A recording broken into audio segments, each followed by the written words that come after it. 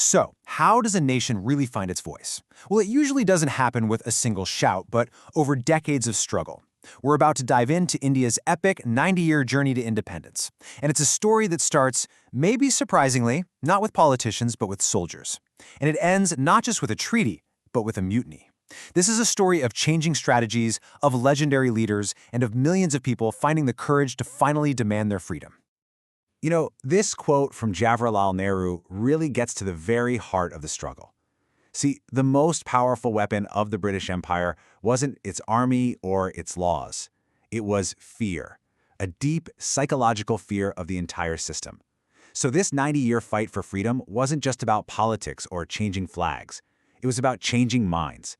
It was, at its core, a battle to become fearless. But that battle against fear, it didn't start with peaceful protests or a quiet debate. No, it began with a massive explosion. Back in 1857, a huge military uprising erupted across the country.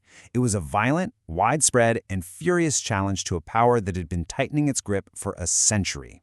This was the first real shock to the system, and it was absolutely brutal. To really get why this explosion happened, you have to see how the fuse was laid. For about 100 years, the British East India Company, which started as a trading firm, slowly transformed itself into a ruling power. Through key military wins and really aggressive policies, like just straight-up annexing the kingdom of Awadh, it kicked out rulers, angered landowners, and slapped on heavy taxes. It basically created a giant powder keg of resentment all across northern India. And as we all know, every powder keg just needs a single spark. In this case, that spark was a military rumor about new rifle cartridges. See, to load them, the soldiers, they were called sepoys, had to bite the casing open. Well, word got around that the grease on these cartridges was made from cow and pig fat. For Hindu soldiers, the cow is sacred. For Muslim soldiers, the pig is forbidden. This wasn't just an insult, it was seen as a direct attack on their religions, and it united them against a common enemy. The British response to the rebellion was swift, and it was unimaginably brutal. The revolt was crushed, leading to a staggering loss of life. Over 100,000 Indians were killed.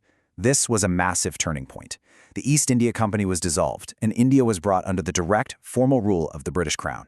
An old, corporate-run empire was dead, a new, more direct one had just been born in its place. Okay, so after the fires of 1857 cooled down, the strategy for freedom had to change. It had to evolve. The era of spontaneous, armed rebellion was over. It gave way to a totally new phase, one of organized political action. The fight was moving from the battlefields into council rooms, into newspapers, and onto public stages.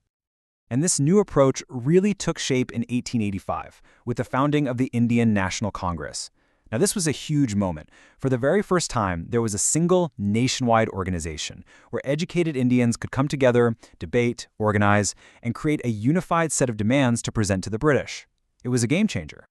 But almost as soon as it started, this new unity revealed a deep split in the movement. It all came down to one fundamental question. Do you ask for power politely, or do you take it? On one side, you had the moderates. They believed in gradual reform, using petitions and appeals to British justice. But on the other side were the extremists. They argued that freedom, or Swaraj, wasn't something you requested. It was a birthright, and it had to be claimed using direct, assertive action. And one of the extremists' most powerful ideas was Swadeshi.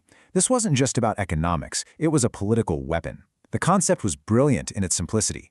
Boycott British products and promote Indian-made goods. All of a sudden, what you chose to buy or what you chose to wear became a powerful act of defiance. It was a vote for self-reliance.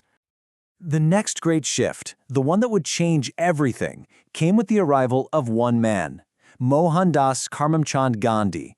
He was the one who would take the political debates of the educated elites and transform them into a non-violent war waged by millions of ordinary Indians. He completely changed the scale and the very soul of the freedom struggle. At the center of Gandhi's philosophy was Satyagraha, which literally means truth force. And this was a truly revolutionary idea. Instead of meeting violence with more violence, Satyagraha used non-violent civil disobedience to expose the injustice of colonial laws. It was a moral challenge, right? It was designed to awaken the conscience of the oppressor while showing the unbreakable will of the oppressed. And he put this philosophy into action in three massive nationwide waves. First came the non-cooperation movement, a call to boycott all British institutions, schools, courts, everything. Years later, he launched the civil disobedience movement, which famously kicked off with the Salt March to break an unjust tax law. And finally, in 1942, the ultimate demand, the Quit India movement. With each of these campaigns, the movement just grew and grew, pulling millions, peasants, students, workers, and women right into the heart of the struggle. By the 1940s, after decades of protest and the massive strain of World War II, the British Empire was on its last legs. The moral battle had pretty much been won. But it wasn't just protests that broke the empire's back. There was one final event, one that often gets left out of the main story, that would shatter the very foundation of British power in India for good. So, while Gandhi and the other Congress leaders were in jail during the Quit India movement, another fuse was being lit. But this rebellion wasn't happening on the streets. No, it was brewing inside the most crucial instrument of British control, their own armed forces. Then, in February 1946, it happened. Over 20,000 sailors of the Royal Indian Navy mutinied. They seized control of nearly 80 ships and naval bases, from Karachi all the way to Calcutta. This was not some small protest. It was a massive, organized revolt that completely paralyzed the British Navy in India. And that right there was the final blow. You see, the British Empire in India was always built on a paradox. It was maintained by Indian soldiers. The naval mutiny proved that this loyalty had finally, completely shattered. If the British couldn't trust their own military to enforce their rule, then their rule was over. Simple as that. The central pillar holding up their power had just crumbled. But here's the fascinating twist.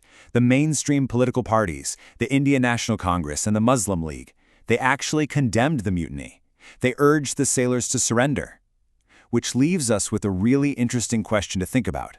Was this forgotten act of rebellion, the one disowned by the very leaders fighting for freedom, the real final push that truly broke the British Raj?